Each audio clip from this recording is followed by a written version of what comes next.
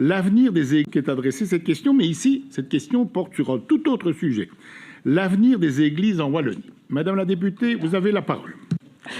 Chers collègues, Monsieur le ministre, un dossier récent de l'avenir remettait sur la table la question de l'avenir des édifices religieux.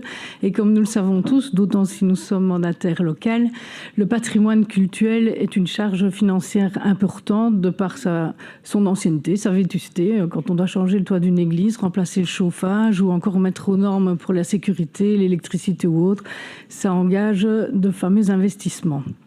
Par ailleurs, nous avons aussi la problématique des fabriques d'églises qui sont confrontées à des difficultés, que ce soit pour recruter des membres ou encore par rapport aux tâches qui sont de plus en plus complexes qu'elles doivent réaliser, sans compter évidemment la charge administrative pour les communes au niveau de la gestion des budgets en tant que tutelle, des modifications budgétaires ou encore des comptes.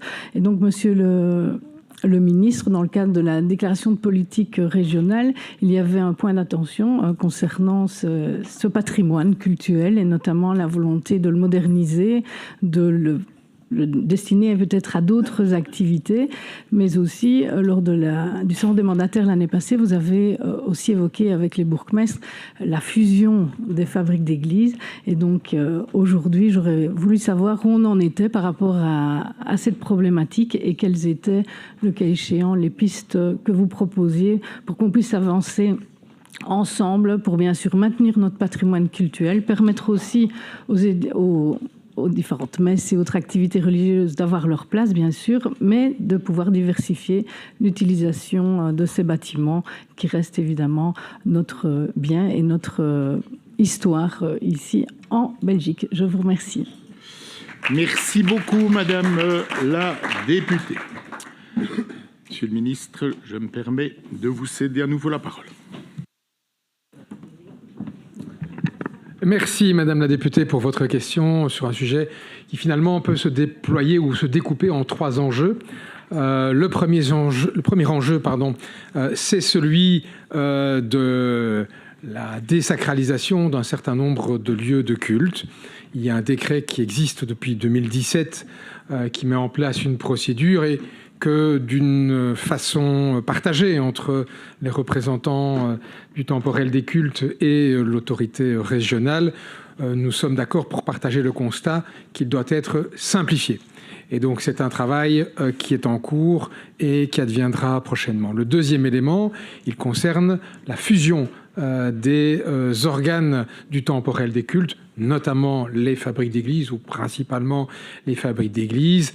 Il n'y a pas de secret en la matière. L'Église catholique est plutôt favorable à un mécanisme de rationalisation en la matière.